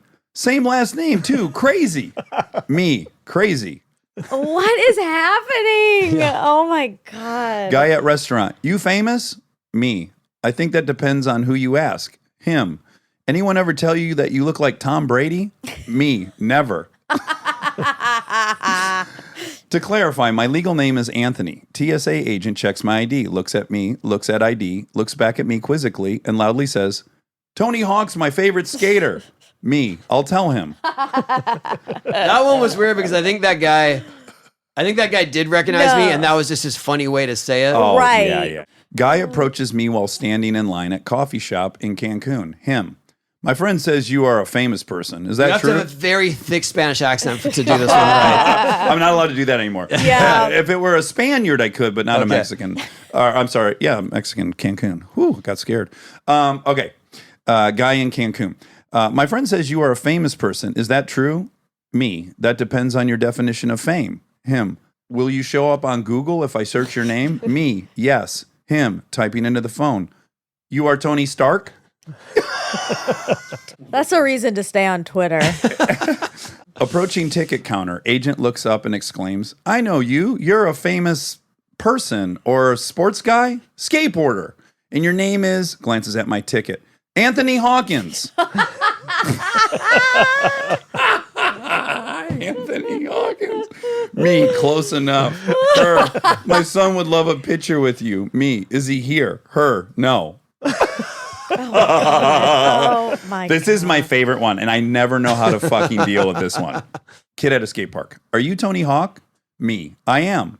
Him. No, you're not. Me. Okay, I'm not. Him. But are you for real? Me. I am for real. Him. I thought you'd look younger. Me. Me too. This is the one I don't know what to do. It's like, you look like Dak Shepard. And I always go, yeah, I smell like him too. That's like my fun way to get out of it or make them realize it is me. What? Well, I smell like him too because that's me. No, it's not. I don't go down that rabbit hole. It drives my daughter crazy I because bet. I won't just come out and say it Yeah. Yes. because they didn't ask. Yeah. So it's like, anyone ever tell you look like Tony Hawk? Yes. Cool. And then we walk away. My daughter's like, why didn't you tell him? I go, he didn't ask me. I don't want to prove it to him either way. Like, It means Yeah. more things. More if you prove it questions to 'em, coming. now it's like a whole new round. There's another phase to And then it. it's like you asked for it. Yes. Yeah. we were in Mammoth. My daughter was skiing. I wrote this tweet, but I can give it more context. You know how they have the little jumps on the like beginner runs? Yeah. So she's waiting, and there's this group of snowboarders that are teenagers kind of waiting to go. I'm waiting for my daughter because I'm going to film her. I'm going down the side of the run. That's what I do when I go. I'm the filmer. And one of the kids goes, man, I'm sorry, I'm staring at you. You look just like Tony Hawk. And I said, I've heard that. And his friend goes, dude, we should take a picture of him and tell people it's him. He goes, because remember when I met that dude that looked like so-and-so and took a photo with him and people believed it. and then my daughter is kind of waiting and she's like, do you want me to take a photo with you guys? And he looks at her and he's like, now we're good. After all that. Oh my God. After all that, they didn't want to go through with the joke. In 1991, I was in El Salvador, and a kid said, "Are you Mel Gibson?" Oh, boom. Yeah, there you go. Yeah. Wonderful, wonderful. And Twitter wasn't around, or else I would have really made a meal out of it. Yeah, sure. You say Yeah. yes. But I do got to say, coming into this, it is all I have to contain myself from throwing idiocracy quotes at you. The first time we ever met was at some kind of premiere, and you came up to me, and I was like, there's no way Tony Hawk knows who I am. and you came up and you immediately were talking about Idiocracy, and I just was like, I think I called my brother, who I skateboarded with my whole life, and I said, "You're not gonna fucking believe who came up and gave me an Idiocracy compliment." He's like, "Who?" I'm like, "Tony Hawk." He's like, "Fuck you." I mean, I remember where I was when I first kind of accidentally discovered it as a movie. And I was like, oh my God, this is amazing. And little did we know it'd become a documentary. Yeah, I know, exactly. right? Oy, oy, oy. Well, this has been such a blast. Sam, I'm so glad you're here. We thank you for all that you've given to this show in so many ways, and being actually one of the reasons that we wanted to do a show like this, just enjoying being on yours and the long form of it all. Look, I love being on here, and the fact that we could wait until I had this film out and we could talk about it, it makes me very happy. I love the movie so much. It's called Until the Wheels Fall Off. It'll be on HBO Max starting April 5th. This is the first time I got to talk about it, actually. It's so good, you guys. you. And I'm sure, Tony, you had thoughts of what you would have preferred to be in there, but Sam has done a beautiful job. Yeah, I mean, that would be a disservice for me to control the narrative. That'd be terrible. Oh, I have a fun idea. I want to do on 3. Maybe Monica can count us down. I believe there's a semi-equivalent to you that does not have the recognition that he deserves. Are you talking about a skateboarder? In the world of solo punk rock sports. I've got somebody. Punk rock sports, individual sports, the sports we like, that could include snowboarding, BMX, freestyle, surfing, whatever. Do you have someone in your mind? Yeah, I mean... Don't say it. Okay. This is just going to be a fun test. Any two of us pair up, we should be soulmates. Okay, you ready? Monica, Okay, I'm you going to count do us down? 3, 2, 1, and then you go. 3, Okay. 2, 1, say it. Right? Okay, ready? 3, 2, 1. Matt Ricky Hoffman. Carmichael. No one. Did you say Matt Hoffman? Matt Hoffman. You We're two are soulmates. We're soulmates. Wow. Matt Hoffman is the Tony Hawk of bicycles, and there's a great 30 for 30 on him. He's the man who made the big air ramp move. Like, he created that whole thing. We all just followed. We were just like, whoa, that's crazy. Matt built a gigantic ramp. We did big air. Maybe we could do that. And like you, he just did it for him. Still. Yeah, still. Who did you say? Ricky Carmichael. Get out of here. That's your friend. You can't No, fucking... but come on. No, He's Talk the about his greatest, friend. greatest motocross racer of all and time. recognized as such. Well, but not on a scale like Tony, because he didn't have a video game made about it. All right, well, I'm glad that I agreed with Tony. You're the odd man out, Sam. We're I'm going gonna to walk tell off into the Monica sunset. all about Yeah, Ricky. I'm going to get really into Ricky. I'm determined to have a soulmate here. All right, adore you guys. Thanks for coming in, and I Thank hope you. everybody sees Until the Wheels Fall Off. Thanks, Dax. Thank you. Stay tuned for more Armchair Expert, if you dare. We are supported by Auto Trader. All right, if you've been putting off car shopping because it sounds like a whole thing, buying your car online on Auto Trader makes it way easier, really. You can shop tons of cars online, compare prices, check financing and trade-in options, all from wherever you are. And if you want to start online and go to the dealership for a test drive, you can do that too, really. What I like is the flexibility. Start online, finish at the dealer, or the other way around. Your info stays with you, so you're not starting the process from scratch. Plus, you're working with local dealer listings, so you've got real people helping behind the scenes. And when you're ready, you can pick up your car or have it delivered. Really. Buy your car online on Auto Trader. Really. Thank you to our presenting sponsor, HP, for supporting this episode. Parents, you've got enough on your back-to-school list right now. Ink cartridges do not need to be on it. They just don't. The HP Smart Tank printer uses a refillable ink tank and comes with up to 3 years of ink included. It's the last printer you'll ever need. To learn more, search HP Smart Tank. This episode is supported by Helix. So I've had my Helix mattress for a few years now, and I still love it just as much as the first night. That says a lot because a good night's sleep is very important to me. Sleep is everything. And what's great about Helix is that it's not a guessing game with finding the right mattress because they have over 20 models, so you can find the one that actually fits how you sleep. And with that summer heat upon us, Helix has cooling upgrades that can get you the best rest even on hot nights. I have a Helix Midnight Luxe mattress. I really like the level of firmness it has, but that might not be right for you. They have so many options, and you just go take the quiz, and it is perfectly matched for your needs, which is incredible. I also highly, highly recommend the cooling upgrade. especially in the summer. It makes your sleep so much better. If you're still tossing and turning on a mattress that's not working for you, just trust us on this one. Go to helixsleep.com/armchair for 20% off site-wide. That's helixsleep.com/armchair for 20% off site-wide. helixsleep.com/armchair. We get support from Skims.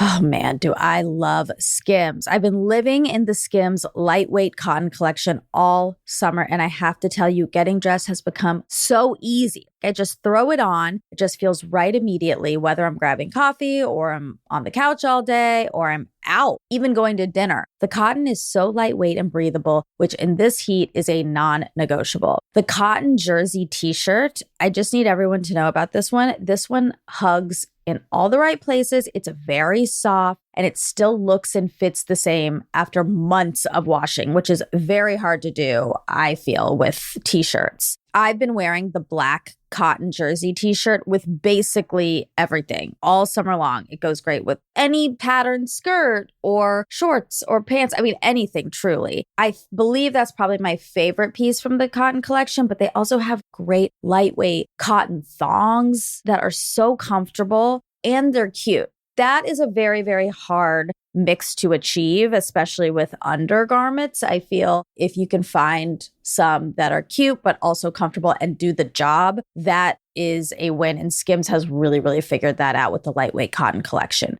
Shop Skims Cotton and all of my favorite pieces at skims.com. After you place your order, be sure to let them know we sent you. Select podcast in the survey and be sure to select Armchair Expert in the drop-down menu that follows. And now my favorite part of the show, the fact check with my soulmate, Monica Padman. How are you doing? Pretty good. Pretty good. Yeah. Pest people. Uh-oh. Coming. Yeah, what's going on? Anyone in the trap? No one's in any of the traps. Okay. Can we tell people what I thought would be funny? Not funny for you, but for us. If Monica got stuck in a trap. That would be really funny. I hadn't even thought of that. But no, what if Monica woke up in the middle of the night because she heard the trap go off? And then she walked out in the hallway and there was just a possum like gently walking by and it had gotten on his tail and he didn't even care. Yeah, And he's we just found out- hanging off its tail. We found out there was a possum. We were watching a show last night and it's Cowboys, 1883. I think it's Sam Elliott has a line like, ugly as a skunk. Skunk ugly. Oh. And I thought, that's not the mammal I would go to for an ugly analogy if I was going to say something was ugly as. Yeah. And so then my question to you is like, if you had to pick a mammal in the U.S., what would you pick? I'd pick possum. Oh. Possum ugly. Because that tail and the sharp, sharp needle teeth. Let me look up a picture just so I can see. Yeah, it's really ugly. And the tail is like 6 feet long and pure skin. I hate it. It just looks really mean. Mm-hmm. People are going to hate this, but this is my truth. Should I say? I mean, I don't know. People are going to be mad at me. Dogs. No. Cats that don't have fur, skin, or Skinless fur. cats. Yeah, those. No, they're just skin.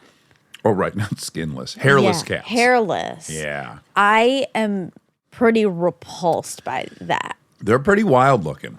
I really don't like the Have way. you met one? They're really my friend has one, and they're disgusting. What makes them disgusting? I mean, other than visually. It's visually and like when you touch Did them. you touch it? Yeah. Ew, And is that for cat lovers who don't want the dander like me if you're allergic? Or the skin still makes the dander, though, doesn't it? Yeah. We don't know. It's gross, though. I think they should call dander on pets pander. Oh, cute. Yeah, they call it pet dander, but I want it to be called pander. I get that. Yeah, so that's my pick, I think. We learned something that the kids are saying. Oh, yeah, hit everyone with it. Okay. But so- you got to kind of subtract the accent. I know, I don't Yeah. like that part. No, I'm just going to do the first part, okay? Okay. So I guess kids these days, Sure. Teens. teens, Yeah. are going, sheesh. Is it sheesh or just she? I think sheesh. Okay. And then you smack two fingers on the top of your forearm, inner forearm, as if, to me, it really is reminiscent of a heroin reference. Yes, that's what, when you guys were first doing it, I didn't Triggered. like it. Yeah. I was Yeah. like, what are they doing with this heroin thing? But turns out it's what the kids are doing. And it means ice in your veins. And apparently a basketball player did it. Yeah. Which popularized it. Yeah. It's so great. it's one of the first things that really made me feel like, oh man, we are old. Yeah, I've watched the reaction, and I think it's met by parents with first just frustration. Like either I guess it's because they're starting their own Famicom, their own lexicon without them. That's Familect. Familect, thank you. And then that's triggering. Sure. 2 is I'm old. But what they want to do is go like, this is so stupid what they're doing. But it's adorable. And I remember having my first full set of code language with Aaron. And it must have been so annoying to everyone, but what a joyous time of my life. It is joyous, but it is stupid. I mean, like, what does that mean? Sheesh. Apparently, it started as that, ice in the veins. Yeah, but that's how it started. TikTok took over, and it means you're about to reveal some sort of inherent truth or reality about yourself. Oh, they're using it celebratory. Sure. I mean, I think it's now just become a TikTok thing. Like, there's like this guy who like put a big hot dog in mustard, and then you go to him and he has mustard all over his face, and it's crazy. And then he says sheesh. Yeah. So it's a whole thing. And There was some other words though too. Yeah, right? What it's was it? sheesh. This shit is bussin'. Bussin'. That one's dangerous. On God. Oh, God on God. Respectfully. God on God, respectfully. I like respectfully. Me too. And God on God's cool. I mean, we're not huge parochials. But it reminds me of Black on Black. I think, in fact, people just, because God on God means like better than anything. Like those shoes with that thing is God on God. Oh, really? Yeah, which is cool. I think Are they saying on God, on God? I think it's just God on God, not on God on God. That's on guard. You're thinking of on guard. No. On guard. The way they're saying it sounds like they're saying on guard, but in an accent. Oh, But they're no. not. I think we're interpreting it differently. No, you and they're I. saying on God. Like on guard. On guard. On guard. On God is apparently a rap term. And what's it mean? An individual uses this expression. It's meant to demonstrate the supreme truthfulness and seriousness of what they're saying. I think, Yeah. it's like I swear on God. Yeah, not on guard. On guard I would be like, know. oh, okay. Yeah, that's what I'm saying. I'm saying they're saying on God, and then you said no. That sounds like on guard, and it does sound like yeah, on we guard. got kind of, okay, it got screwy. It did. Apparently, there's shorthand ong.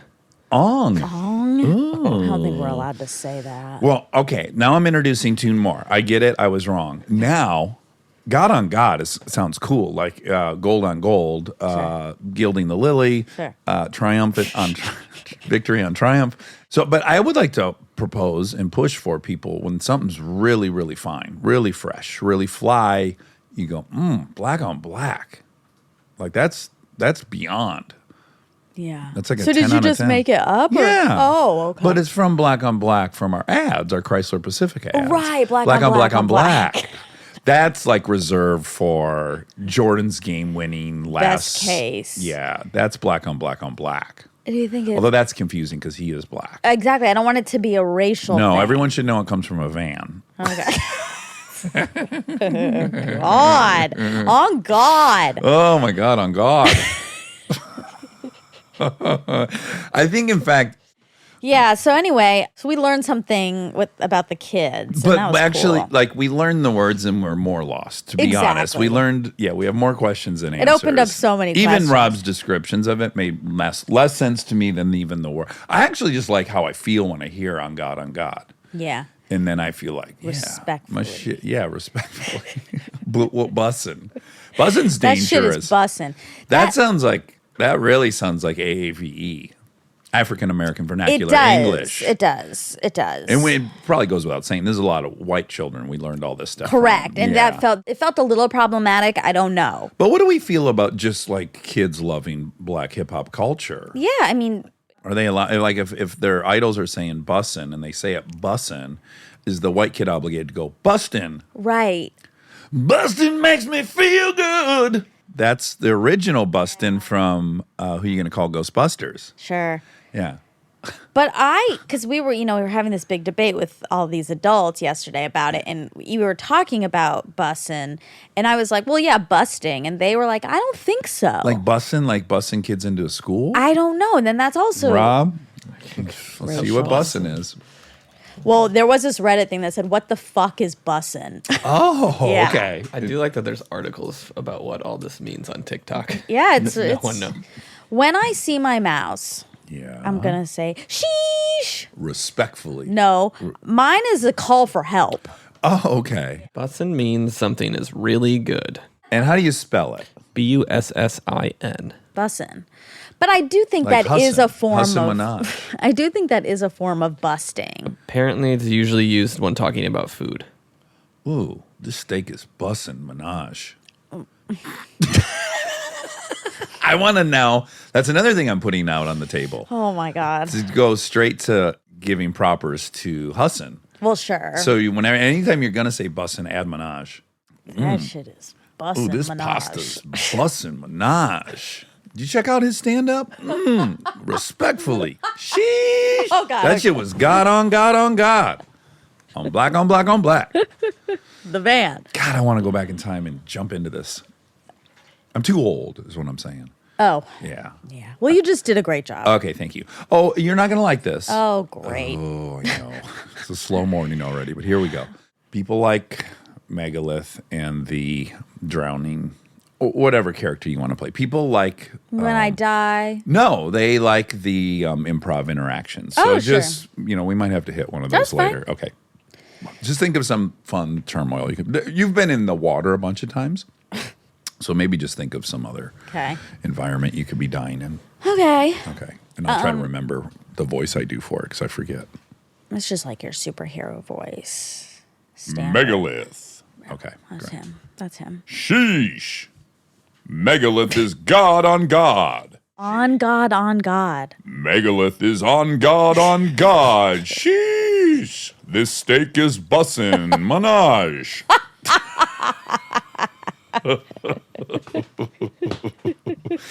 We didn't know Megalith was so fucking hip. He's so young. Oh my god! Oh my god! We just found Megalith is He's like a 14. teenager. Yeah, but he's huge. Oh, shit. Good for him. Yeah. Respectfully.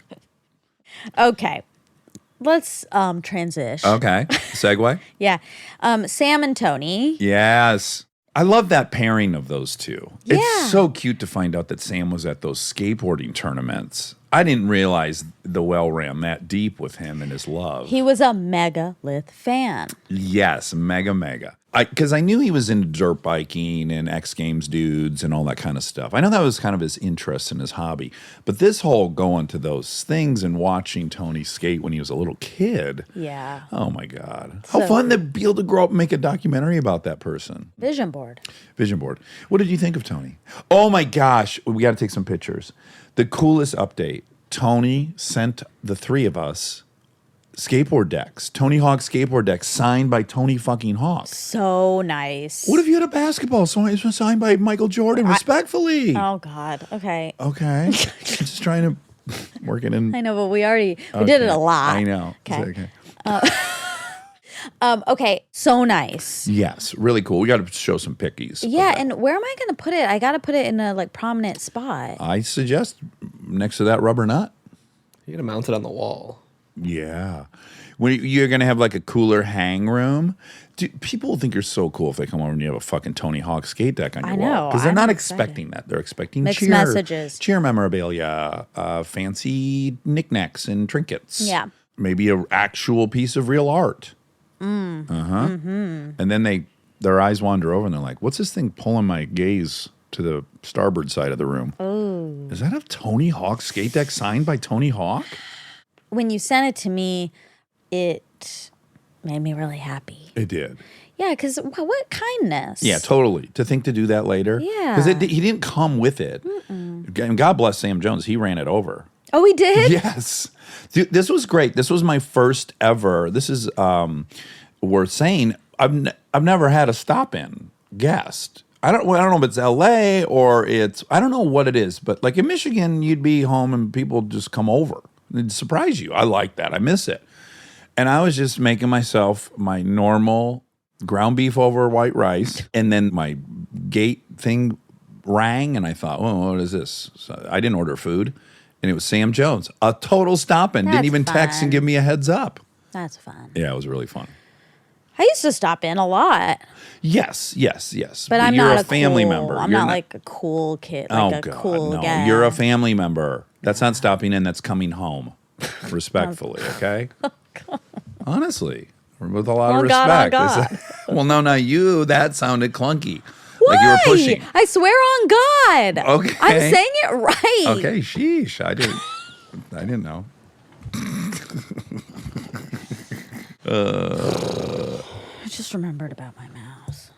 We are supported by HP. If you're a parent or you know one, like I do, or you can help take care of kids, you already know what August feels like. It's not summer anymore, it's the pregame. The supplies list, the forms, the we need this printed by tomorrow texts that come in at 9 p.m. And I say this as someone who's been on the receiving end of those texts in a former life. You're ready to help, and then the printer says no, out of ink, blinking at you, useless. It's such a small thing, but it will absolutely derail your night. So when I heard about the HP Smart Tank printer from HP, America's most trusted printer brand, I thought this is the kind of thing that actually makes life easier, not in a big flashy way, in a one less crisis way. Instead of those little cartridges that run out the second you need them, the HP Smart Tank uses refillable ink tanks, and it comes with up to 3 years of ink included. 3 years. That's 3 back-to-school seasons without the cartridge panic. HP can't fill out the forms for you, but they can make sure the printer is never the reason you're up past midnight. Search HP Smart Tank. Oh, geez. Wow. You can't. It's just It's popping in and out. while it's in there, I can't. It's like it really is consuming 15% of my brain at all Oh, times. my God. I'm so I sorry really to hear don't that. like it. Yesterday I have night, mice. Everyone has Where? mice. Everyone has mice. No, they don't. Yes, most people have mice. Not where they're not inside pooping. Look, I don't see the poop because I'm not on my hands and knees going around the floor looking for it. But Well, it's there. I am now. It's not there. How about, Ew. what if I said this to you? What if that mouse has been there for the last 6 years? It hasn't. But I'm asking, geez, Louise, what if? What if? Well, what if that's horrible and disgusting? But has your life been at all augmented or changed? Probably. or It's probably have why you I'm suffered? so tired all the time. I have a bacterial disease from this mouse. Listen, you could have not discovered the poops, and you'd have no idea, and life would just cruise all along. Okay. That is not true. It is not. They do carry disease. So you should not just let. I'm not making an argument that you should encourage mice to move in. What I'm saying is it's likely you've been living with this mouse for a very long time and it had no impact on your life because you didn't think about it. That's what I'm saying.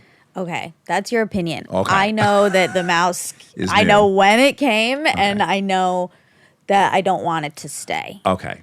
In the night, I put my hand on my other pillow, and I freaked out because there was some fur, What? but it was a stuffed animal. Oh my God. Okay. Yeah, Okay. How would the mouse get up into your bed? I'm curious. it got on the butcher block. It can get Great up point. there. That's a good point. Yeah, it's most likely a rat. Although we don't know it was on the butcher block. The tomato could have fallen on the ground and then he got a little nibble. Remember, that was Okay. my thing, wind, and you laughed. I did laugh about the wind. Yeah. How else would it get down? Well, I laughed about it blowing it into the hallway. It's actually it's less likely that the wind would pull it from a bowl. Well, let me ask you: were they? Was it like a rounded ice cream cone? Like, were they above the rim of the bowl? Were they stacked that high? Maybe maybe half, but Okay. not like in a big stack. no. Okay. Because I was going to say it is conceivable. I don't think wind did it, period. But I do think you could have this nice little pyramid of maters. Yeah.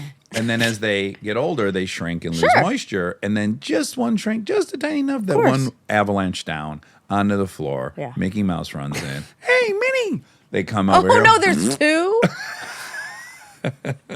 Minnie, not in the house. We're going to get caught. We've been living here for 6 years and no one knows a thing. Stop making them cute. They're not cute. Is the poop rounded or pointy? Great. Fuck, you're Great about call. to. Yeah. Is it round or point? Round features or pointy features? I think it's like kind of pointy. That's good. That's a mouse then, not a rat. Really? Yeah. I was scared to know the Come answer. on! Well, Yeah. some. Rats I mean, bigger and rounded, and okay, mice so are smaller. well, and this was a pointy. scary thing. So when the pest guy came the first time, I said, how do I know the difference between the rat and the mouse? And he said, well, yeah, their droppings are bigger. And I said, like, what size? How much difference? And he said, a rat's poop is like rice. And I was like, oh my God, that's literally how I've been describing it. I'm looking at pictures. There are not a ton of variants. Here's a picture of mice, rice, and rat droppings. And they're all similar. They're all similar. Okay. So Sam and Tony, Powell Peralta. I didn't know, because everyone, you guys have said that name a lot. And I wrote Pal, P-A-L. Oh, that would have been cute. Pal Peralta. Yeah. Your old pal Peralta. Yeah, that's what I thought you guys were saying, but it's Powell. Yeah, Powell. Yeah. Powell Peralta. Powell and Peralta. Stacy Peralta. Who's Powell? Do we know? George Powell. George Powell. 1978. Yorgo Powell. That's right. Yeah. Do people know that the Greeks pronounce George Yorgo? Yorgo. You're not going to like what I'm about to say. Okay.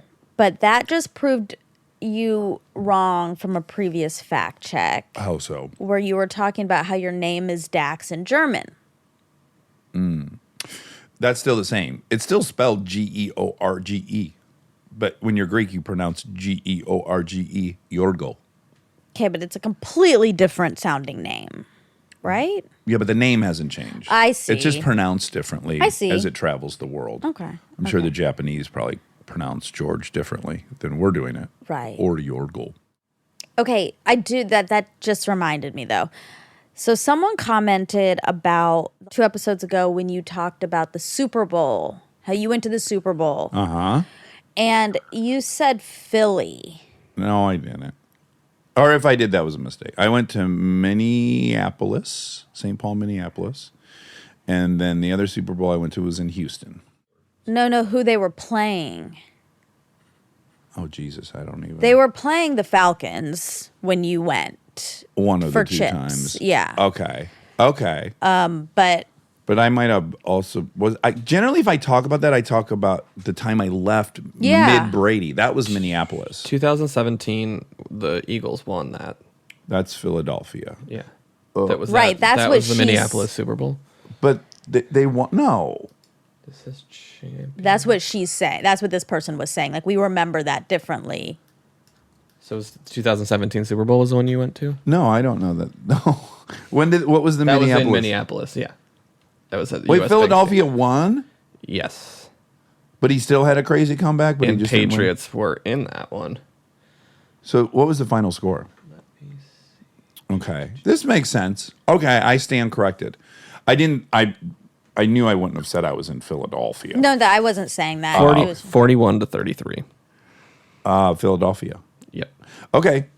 So Is that the one you left early from? yes, Okay. they were down. It was insurmountable. Got it. As it turns out, it was insurmountable, but it changed a ton. Wow, interesting. Oh, I'm down. Thank that person, and I'm hoisted by my own petard. I've made a fool of myself.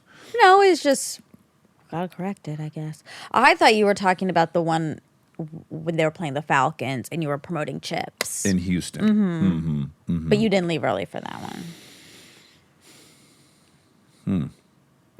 Because I think Oh the my God. Patriots won that. Okay. Yeah, Oh my that's what I'm God. trying to say. Yes. I stayed for the whole Minneapolis one. I left for the Houston one. Oh my God. I was short circuiting because I was like, I know it was a comeback that they won. Okay, so I mixed up my Super Bowls. Okay. All right. We got down to it. We Thank figured God. it out. Thank God. So sorry to have potentially deprived Philly of that win. I didn't know what I got confused. It's confusing. It's shameful, and it's devil on devil. Disrespectfully. How many spinal cord injuries did Ronnie Coleman have? Oh. 13. Okay, so you said something really quick about like statistically it happens more in bathtubs. I think you meant just like falling or getting hurt or showers, something. tubs, yeah, slip and fall. Slip and fall. In 2020, a study conducted by the Consumer Affairs Agency estimated that around 19,000 people lose their lives every year in accidents while bathing. Oh, 19,000? That's what this says. Is that stickybathmat.com? It's bandaid.com. No, it's not. But there was a lot of like articles from 2011. It's like they didn't do any research since. And then this is in 2020, but I don't know. Okay. That sounds that's very a high. lot. That sounds much higher than I thought. I thought like 1,500 people a year. But it does make sense because when you're older, it's Yeah. probably like a conjunction or Also, it's just saying in accidents. Like, are they talking about like also like drugs?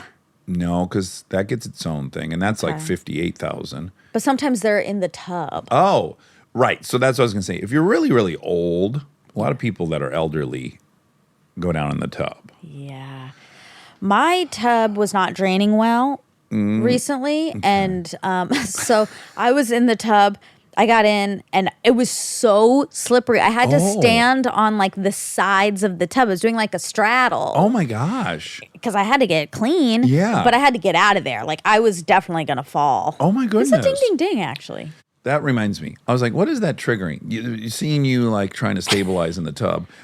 We did that really fun promotional shoot for Spotify We did. a couple days ago. And I pitched a thing where you were on my shoulders. Yep. Yeah. And I was still thinking, it's crazy you had that background. You know what I'm saying? Yeah. It's like you would not think, if I didn't know that about you, I'd be like, she would have been a terrible cheerleader because she's really nervous up there. Yeah. Isn't it wild to you? How do you explain the onset of the fear? Age. Okay. The likelihood of me getting hurt is much higher than it was then. But as an 18-year-old, you would have felt like a little dolphin in water, right? Oh my God, I almost sent. Did I send you the video? Which video? Oh, fucking one of these dolphins humping a sightseer again. Yeah, someone sent it to me on Instagram, and then I thought I sent it to you. No. Okay, yeah. Oh, This wow. guy went wild. She was a good sport. Oh, it was a male dolphin? Yes, and he was humping erratically. Oh. She was like on a platform. It was definitely like a see some dolphin sitch. And her boyfriend was behind her, and there's some other people. And then it came all the way up on the platform, and she was laughing and giggling. And then it was just pumping. Oh my God. And then clearly to completion, went back in the water, and the boyfriend came over, and then they did a little cleanup. It's all on video. Oh my God. She seemed, again, I need to reiterate, she seemed like she was in really good spirits, or I wouldn't be reporting it. Oh God. Yeah. That's They're bad. so horny. But how much do they weigh? Oh, like 400 pounds? Right. So Maybe wouldn't you more. like No, more, get I think. squished? No, he was very, because Gentle? most of his pressure was on his groin area on the edge of the platform. It didn't look like, he was at an angle, so I don't think she was getting like crushed by any stretch. Yeah, I'm just not. She just was, I think at first like, this is so cute. And then I think, Like he's hugging me. yes. Okay. Yeah. Yep, that's it. Do you want to see it, Monica? Oh my God, he is pumping. Yeah, it's worth Monica. Okay, Monica, the little mouse, is tiptoeing, tiptoe. Okay, let's see. Oh, she's Right? Look at, and she's kind of holding on like romantically around his face and neck. Ew, she just Look at him go, and now he's done. that And now tough? watch. Now there's a cleanup. Watch this. There's an interesting part right after she stands up, or maybe it happened right there. yes. Did she wipe something off of herself? One can only imagine it was dolphin ejaculate That did not look enjoyable at all. for her. You didn't. She was laughing and stuff. No, Well, I mean, I think she was just like trying to play it off. and scared. Was she scared? I don't know. When I'm asking you honestly, She looks scared in this She shot. does. Okay. After she got up, This The was when whole dolphin time came she's up. kind of squirming. it's a lot. Those are a big mammal. It just looks like a lot of dolphin on her. Yep. Again, this is. I'm not. Dolphins are nasty. They're nasty, and I'm not condoning this dolphin behavior. I'm only pointing out. Yeah. They're so horny Yeah. for humans in particular. Oh my God. They're hot for humans. Wow. Not respectfully. Disrespectfully. Yeah. But she's icing his veins. Sheesh. He got right For out of the water. He's real. like, I live in the water, but I'm willing to come onto land for this. Wow. Very pervy. Very pervy. Apex pervert. You know, they call us apex predator. So we have no natural predator and we can kill anything. So apex predator. they're apex perviness. Dolphins, they're apex perverts. That's really true. Nothing humps them and they hump everything. Woo! I'm going to put a positive spin on this. What if they're just attracted to intelligence? She didn't look very smart. How dare I'm you? just kidding. I'm just kidding. She looked like a I'm totally brainiac. kidding. Totally kidding. But that's kind of nice if they're so attracted to intelligence. It's not because they're not like how well read they are. they're not like companions. They're They- just raping them and leaving. Well, It doesn't matter if a rapist is attracted to you because of your intelligence. It's you're still right. bad. You're right. It's bad. It's bad. That's it. Oh, That's wow. it. Yeah. that's Congrats, it. Tony. Congrats, Sam. Long time coming for Sam. Really, really nice he came. Again, he graciously gives us all of these images, and it's really, really nice of him. And He's an incredible photographer. I would encourage you guys to look into his work. yes, incredible photographer and an incredible interviewer. Yes. If you've not seen Off Camera with Sam Jones and you get your hands on it, I know it was made for DirecTV, so I don't know Yeah. how tricky that is to... I think you can also listen to it. It might have gone to Netflix, I think. Oh, Really? yeah, it's a podcast as well. Yeah. So you could listen to it, but it is nice. It's just beautifully black and white It and is. simple. And, yeah. It was a really good show. I've done it twice, and I loved both trips. And again, one of the main things that encouraged me to want to do a podcast. Yeah. Yeah. So nice. Happy birthday. I love you. I love you. Okay. Oh, do you want to be in danger? Oh, sure. Help! There's a dolphin on me! Help! Help! Help! Fear not, Megalith is here. It appears you are being attacked by an apex pervert. Is this the case? Get it off me! I'm getting squished! Nothing softens a boner as well as a huge megalith. Be gone, dolphin boner. Thank you, Megalith. It did already ejaculate by the time you got here. Let me throw another megalith at you to wipe it off. I'm clean. Wow. Wow. Megalith. He's multi-purpose. He'll defend. You forgot to say sheesh. Sheesh. Respectfully. Bussin' Minaj. With guest host, Hussin Minaj. Oh. It's Saturday night. Love you. Love you.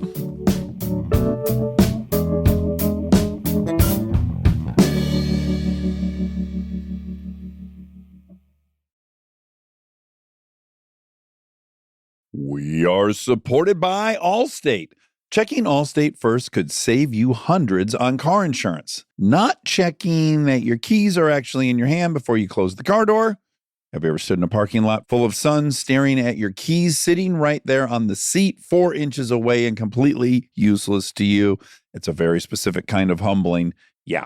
Checking first is a good idea. So check Allstate first for an auto quote. It could save you hundreds. And for fast, reliable help when you need it, add an Allstate roadside plan today. You're in good hands with Allstate. Potential savings vary. Insurance and roadside assistance plans are subject to terms, conditions, and availability. Insurance provided by Allstate North American Insurance Company, Northbrook, Illinois. Roadside assistance plans provided by Allstate Motor Club, Incorporated, an Allstate affiliate.